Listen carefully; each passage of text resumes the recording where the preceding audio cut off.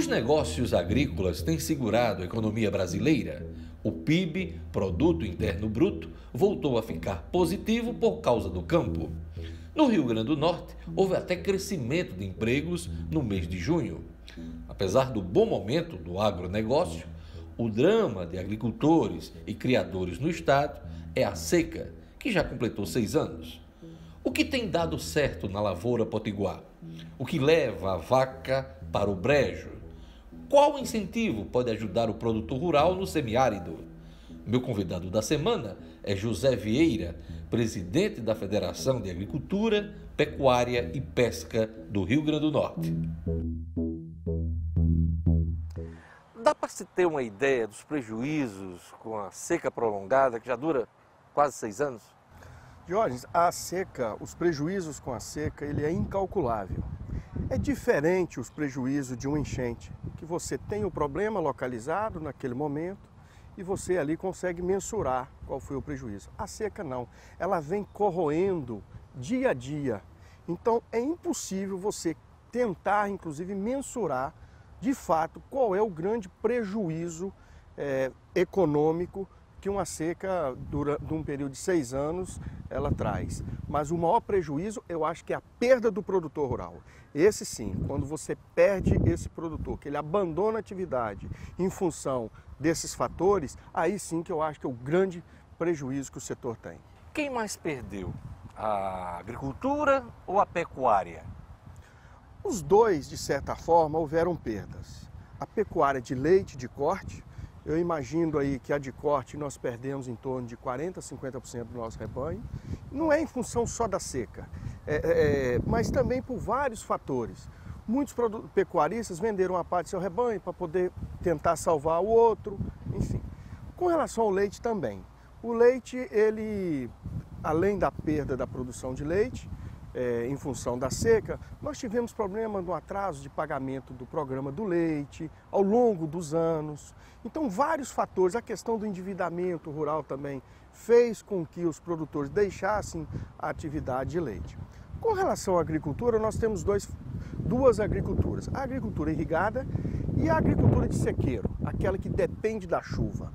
A agricultura de sequeiro, essa não tivemos produção, não tivemos safra. Essa sim sofreu com a estiagem. Violentamente não houve produção. Agora, a agricultura irrigada, essa ainda se conseguiu ainda continuar a produção e em alguns momentos também até ampliar novas áreas. Então a agricultura irrigada é a grande agricultura que salvou, inclusive, o PIB do Rio Grande do Norte. Então a gente não tem um número para medir esse prejuízo? Não, o número podemos ter algumas estimativas, alguns falam em 5, 6 bilhões de reais, mas esse número de fato ele não existe. Este ano choveu um pouco em várias regiões do estado. Os açudes, as barragens pegaram água, como se diz no sertão? As chuvas elas vieram de forma muito localizadas, né? Região de Jucurutu, região de Apodi, houve alguma chuva. Mas nada que seja suficiente para poder os nossos reservatórios receberem água.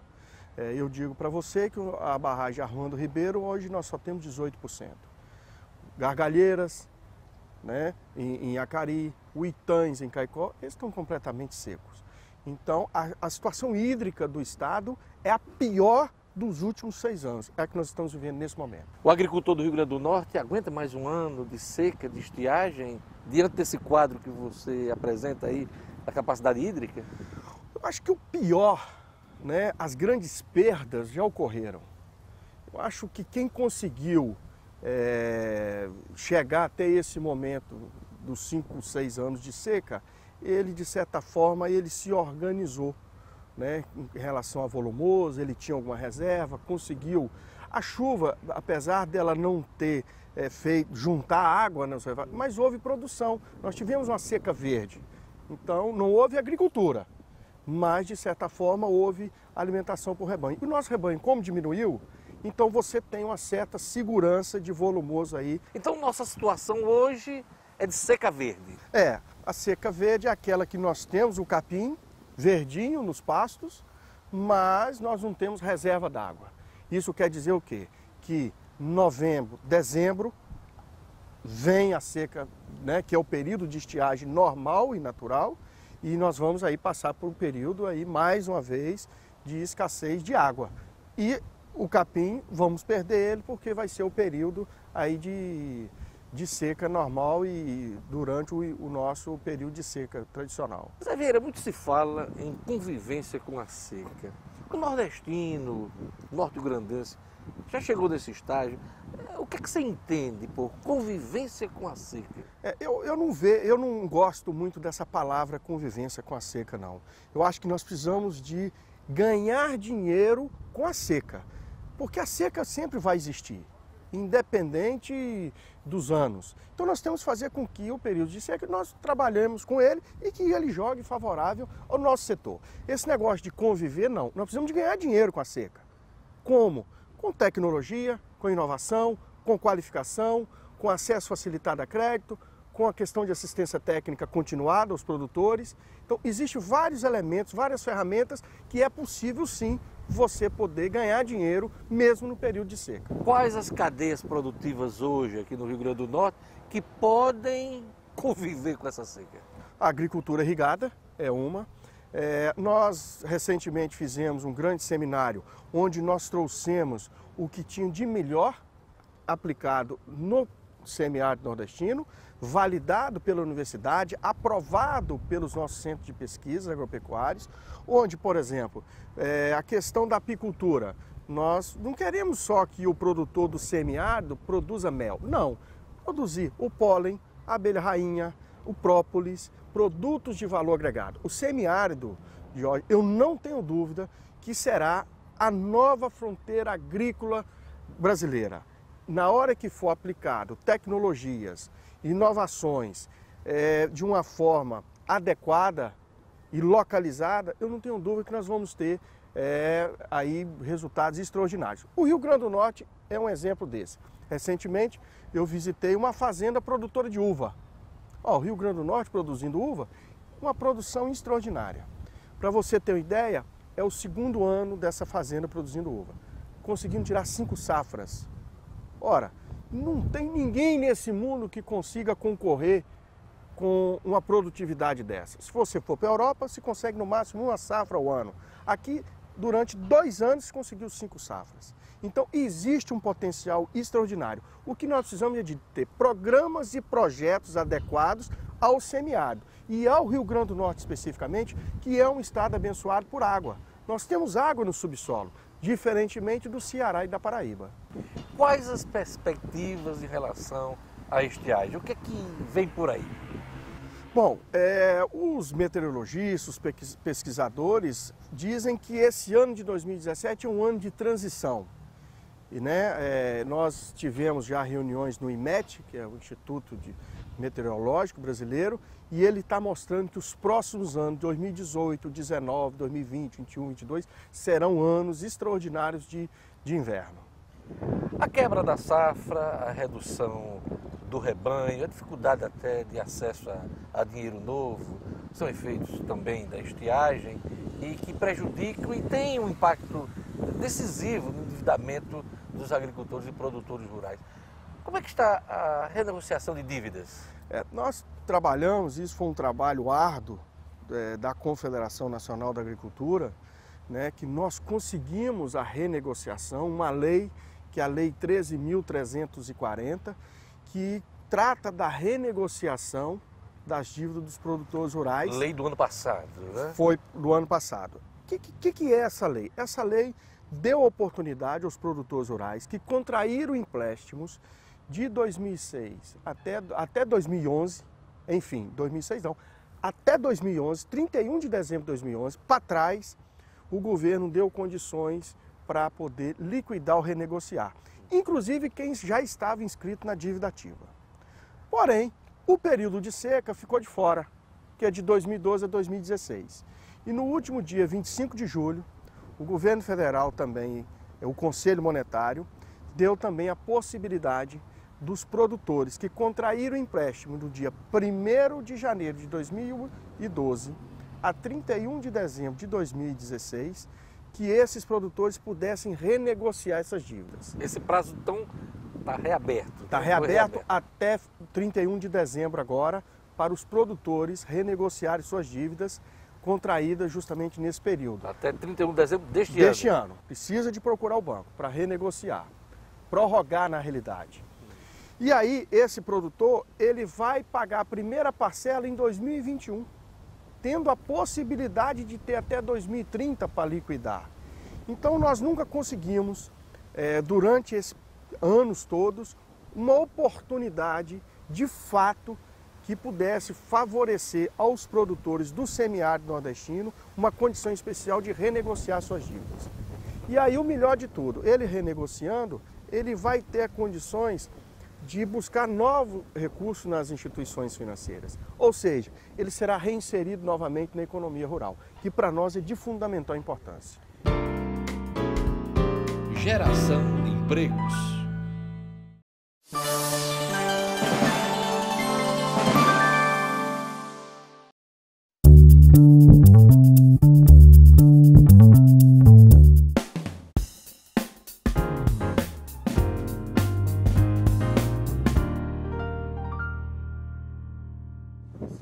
Mesmo diante das dificuldades da seca, da estiagem, nós tivemos aumento de empregos aqui no Rio Grande do Norte, no setor agrícola. Como é que você explica esse fenômeno?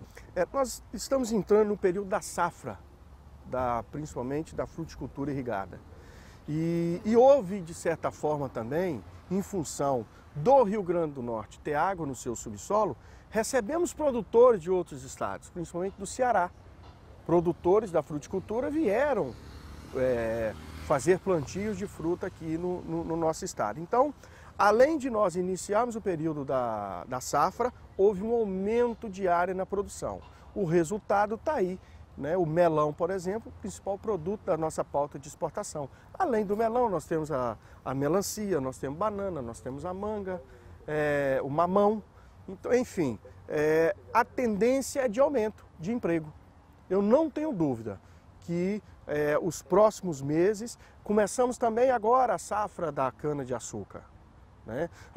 O camarão está ampliando, aliás, não está ampliando, com a regulamentação, né, da Lei Cortez Pereira, deu segurança jurídica aos cassinocultores, onde eles estão tendo agora segurança jurídica em poder investir nos seus empreendimentos. Então isso tudo são fatores que melhorem o ambiente do agronegócio do Rio Grande do Norte, consequentemente na geração de emprego. Se eu não me engano, o Rio Grande do Norte tem hoje a maior empresa que produz melão no país, né? Nós temos, inclusive, com muito orgulho, a maior empregadora rural do Brasil, gerando em torno de 10 a 12 mil empregos no seu período de safra, que é a empresa agrícola famosa. Que ela não só produz melão, ela produz também peixe, tem vários tanques de piscicultura, aspargo. O Rio Grande do Norte hoje é um grande produtor de aspargo, além de maracujá, de caju para exportação, melancia, aquelas melancias sem semente, enfim. Nós temos aí grandes produtores de melão no nosso estado, grandes geradores de emprego, que inclusive é o emprego mais barato para ser criado, é o emprego na área rural, né? Que, diferentemente da área urbana, quando você vai montar uma indústria, o custo de geração do emprego, né, na área urbana é muito maior. Então isso nós temos mostrado ao governo, que nós precisamos, Jorge, com bons projetos e programas, intensificar essa questão da irrigação. Áreas possíveis de fazer irrigação no nosso estado, nós temos que aproveitar esse potencial, que é gerar oportunidade para as pessoas do interior, levando oportunidade para as pessoas do interior. Então eu não tenho dúvida que se o governo entender que é prioridade a geração de emprego no interior, o caminho é trabalhar a agricultura irrigada. Em termos de Brasil, o agrobusiness, o agronegócio, tem salvado o PIB, né? O Produto Interno Bruto Brasileiro. Como é que você explica isso? Mais uma vez, né, o setor agropecuário brasileiro tem tido uma participação fundamental para a economia de geração de PIB. Nós acreditamos que hoje só o setor rural brasileiro gera um PIB positivo em torno de 78 bilhões. Né? Isso faz com que a nossa balança comercial fique aí superavitária. Há uma retomada tímida do PIB brasileiro, mas o agronegócio tem sido fundamental. Fundamental, né? E na geração de emprego, na geração de produto interno bruto, que é o PIB. Eu não tenho dúvida que o Brasil, o produtor rural, né, ele tem, além de ter tido essa contribuição na geração de emprego, nós produzimos hoje, Diógenes, a melhor comida e a mais barata do mundo. Em 1970, o Brasil era importador de comida. Nós importamos arroz das Filipinas, feijão do México, carne da Austrália. Com a Embrapa, né, com o ministro Alisson Paulinelli, na época, criou-se a Embrapa, e aí nós temos as grandes fronteiras agrícolas hoje, o Cerrado, que não produzia nada, nós temos um potencial extraordinário no Cerrado, e aí o Brasil, de importador, passou a ser exportador de comida. A nossa carne é uma carne verde, a melhor carne do mundo é a carne brasileira. Então nós temos tido aí, contribuído para a balança comercial, mas ao mesmo tempo para a sociedade brasileira, né, produzindo comida de qualidade barata. Você falou em carne, eu me lembrei da operação da carne deste ano, que causou aquele estrago na economia do setor. O Brasil se recuperou daquela operação desastrosa, inclusive, envolvendo a Polícia Federal? Vem se recuperando, inclusive no último mês houve um aumento de 310% das exportações de carne brasileira. Mas o Brasil vem perdendo mercados, né? Na realidade, em momentos. O grande desafio, nós precisamos de entender que muitas vezes a questão não é sanitária, é econômica. Não acha que o pecuarista americano quer que o Brasil venda carne nos Estados Unidos.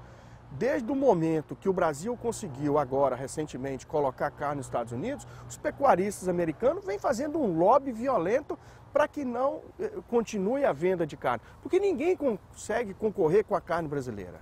Nós temos hoje a rastreabilidade da carne brasileira, a competitividade, o custo da produção da carne brasileira, ninguém consegue concorrer. Mas até que ponto a carne fraca interrompeu esse processo de crescimento dos mercados? Sem sombra de dúvida, houve uma interrupção grande, mas logo em seguida o ministro da Agricultura, ele reagiu, o governo brasileiro reagiu de forma imediata, tanto é que a China tinha paralisado as importações, já voltou, a Europa também já está aí renegociando e já voltando às compras. O maior gargalo está sendo os Estados Unidos ainda, em função dessas questões aí de interesse econômico. Nós precisamos de entender isso. O mundo hoje vive uma guerra econômica, muito mais além de sanitária.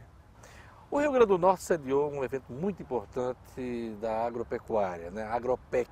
O que é que ficou do encontro? O que mais marcou este encontro?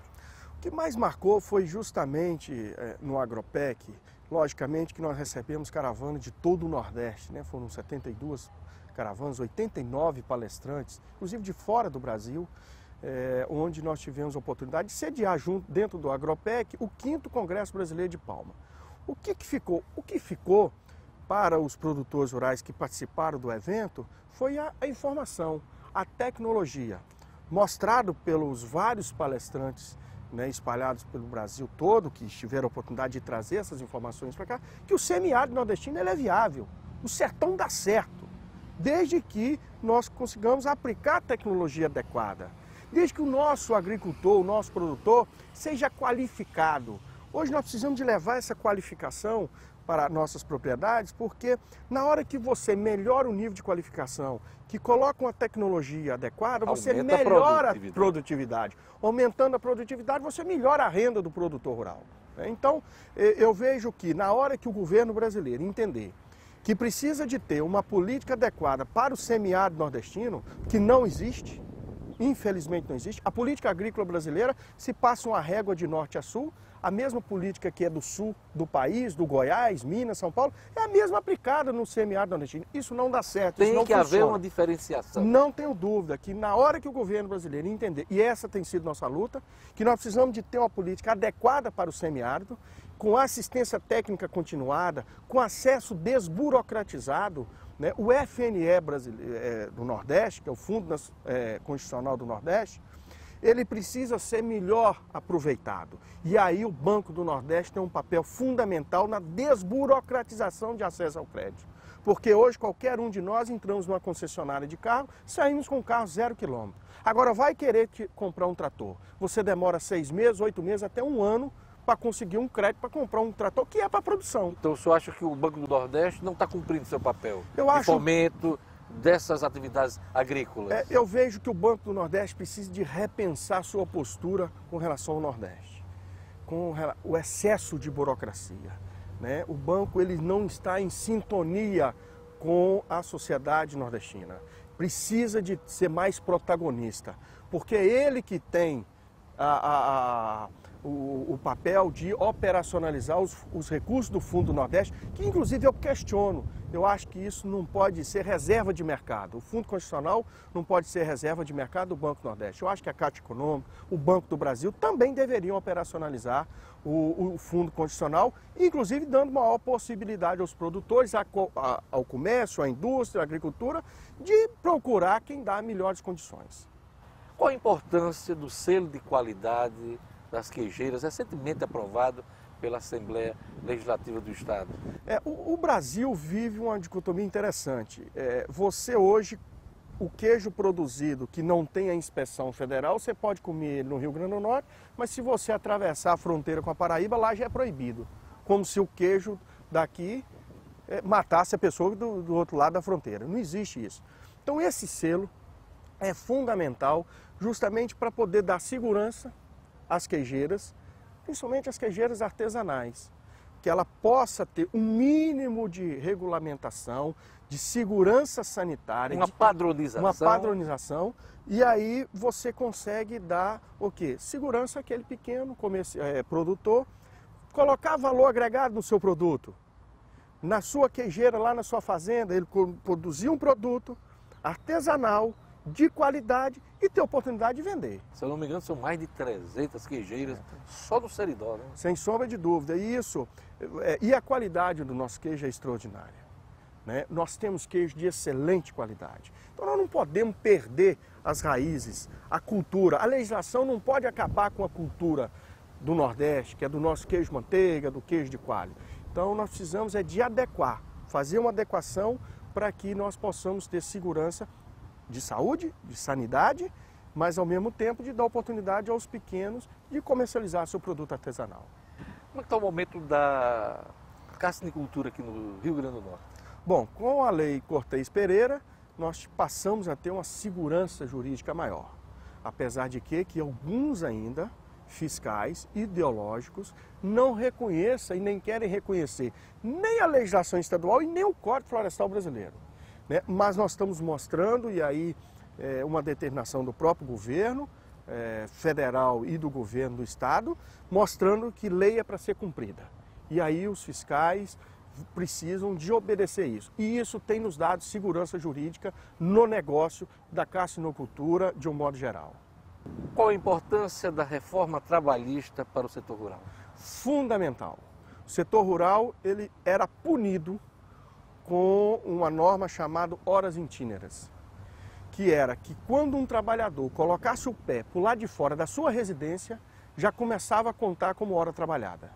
Diferentemente da área urbana, você só começa a trabalhar na hora que você chega na empresa, bate o cartão, né? E nós éramos punidos por isso. E hoje isso não existe mais. E em função desse custo Brasil, Jorge, nós perdemos empresas no Rio Grande do Norte. A Del Monte, que era uma empresa produtora de fruta no estado, ela deixou o Brasil em função desse custo Brasil. Eles me alegavam na época que tinham 2.000, 2.500 trabalhadores, tinha 900 ações trabalhistas. Só isso no Brasil que existe, em canto nenhum do mundo existe um negócio desse. Então, hoje você consegue ter uma segurança maior, você consegue negociar com o trabalhador, com relação, por exemplo, a se um trabalhador houver a necessidade de iniciar o seu trabalho mais cedo e deixar o trabalho mais cedo. Hoje é possível. É possível o trabalhador negociar com o patrão em tirar as férias 3 vezes durante o ano. Antes era proibido. Eu tiro 15 dias agora, daqui a 3 meses eu tiro mais 10. Então isso deu o quê? Isso deu maior flexibilidade de negociação com o trabalhador. né? Com relação também ao trabalho intermitente, né? Isso também facilita e dá segurança jurídica. O que nós precisávamos era isso, dar segurança jurídica. Eu não tenho dúvida que com a reforma trabalhista os empregos irão ser mais gerados, principalmente a oportunidade vai ser muito mais criada, porque o empresário não vai ter medo de contratar. Quem critica a reforma diz que houve perdas de direitos. Houve perda de direito do trabalhador rural? Eu não vi isso em nenhum artigo e desafio a qualquer um mostrar, né? O que houve e que aí eu chamo a atenção é que a OAB é contra, porque vai diminuir as demandas trabalhistas. Então os advogados vão perder, deixar de ter ações nesse setor. O tribunal, a própria Justiça do Trabalho, perder, porque a demanda vai diminuir. Eu lembro muito disso na época da aprovação do Código Florestal Brasileiro, que muitos falavam que vai haver uma demanda e que vai haver uma insegurança. Acabou os problemas na área ambiental brasileira em função justamente de você dirimir os problemas, resolver os problemas, que muitos não querem. Então eu não tenho dúvida que a reforma trabalhista, como também a reforma previdenciária precisa ser feita, vai gerar segurança jurídica, vai gerar oportunidade de emprego, principalmente no setor rural brasileiro. Eu queria agradecer a entrevista do presidente da FAERN, Zé Vieira. Plante, Zé Vieira garante. Obrigado, Zé. Muito obrigado pela oportunidade.